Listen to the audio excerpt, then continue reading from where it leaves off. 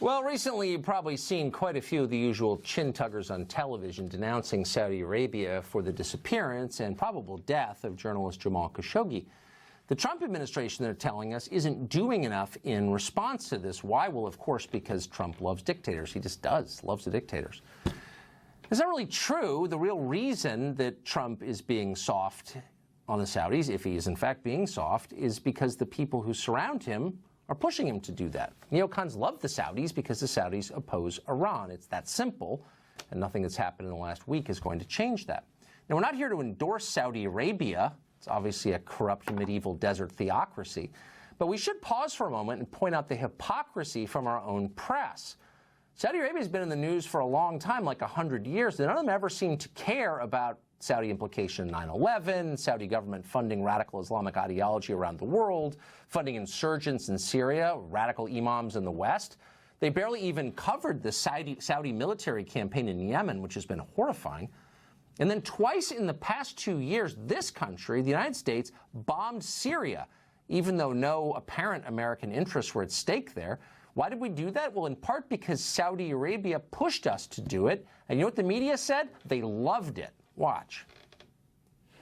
It was required to take direct military action to degrade the use of chemical weapons by the murderous Assad regime. It's very clear to me that this president, after using such rhetoric on Sunday, has to take stronger military action than we did last year. We have a leader who is now a war criminal supported by the Iranians and the Russians. That demands a strong and risky response. If the West won't stand up when a leader uses gas multiple times against his own people, we live in a very dangerous world.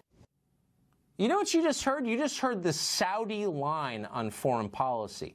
And all those little robots were repeating it uncritically, as they have for decades. Now they're whipping around and saying that Trump is sucking up to the Saudis because he's got a soft spot for strongmen. Well, really, if you're concerned about sucking up to strongmen, what do you make of what the media and the left more broadly has done with the biggest and most heinous and powerful, by the way, dictatorship in the world every single day? That, of course, would be the Chinese government. China has murdered far more people than Saudi Arabia even considered beheading. The press doesn't care. And in fact, as they whine that the president, our president, has been too hard on China, boo-hoo.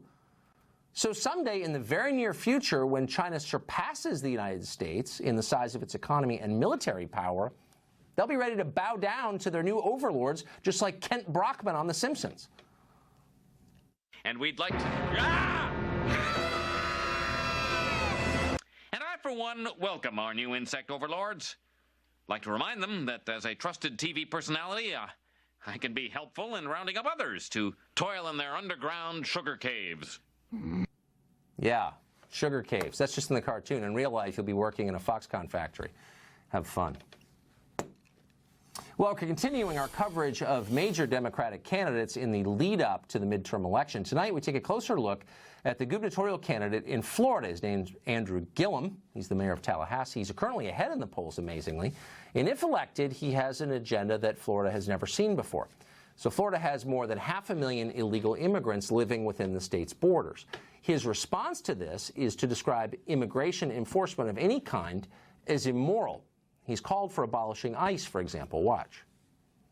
Ron DeSantis, the Republican nominee, had a statement last night about you, Andrew Gillum. He says you want to abolish ICE. You do, correct? We want to replace ICE with the Department of Justice, an entity that has not been tarnished in the same way as ICE has. So again, he says you want to abolish ICE. You say you want to replace it. That's basically the same thing.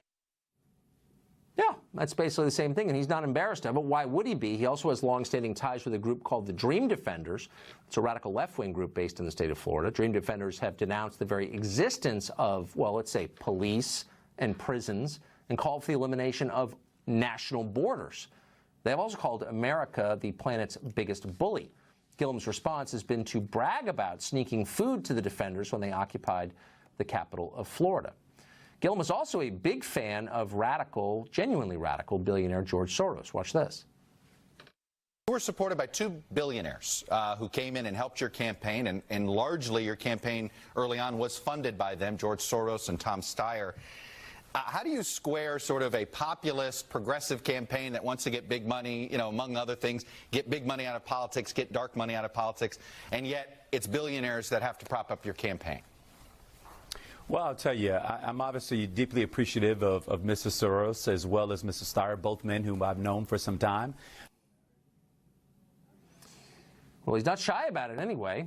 And although it has nothing directly to do with running the state of Florida, Gillum thinks that Trump is a racist who must be impeached.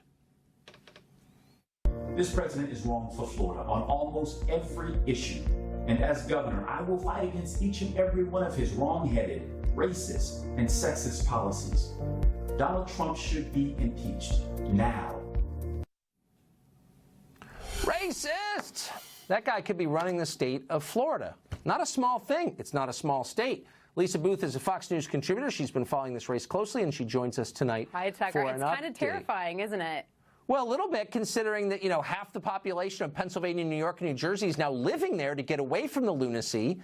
And then out of nowhere, Andrew Gillum looks like he could be the next governor. So very quickly, do we mischaracterize that? I don't want to be unfair. And does he really have a shot to win?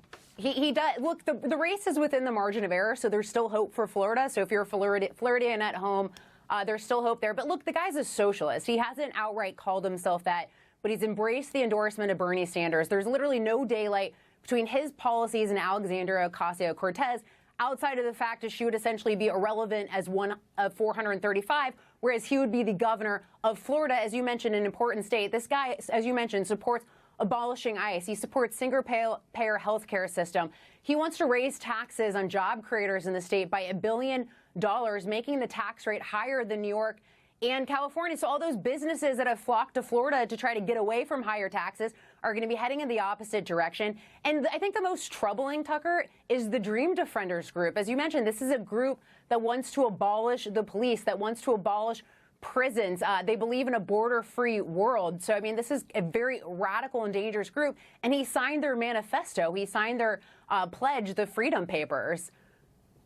It's just, it scares me for what it says about the country if someone like that wins. Lisa, thank you very much for that. I appreciate it.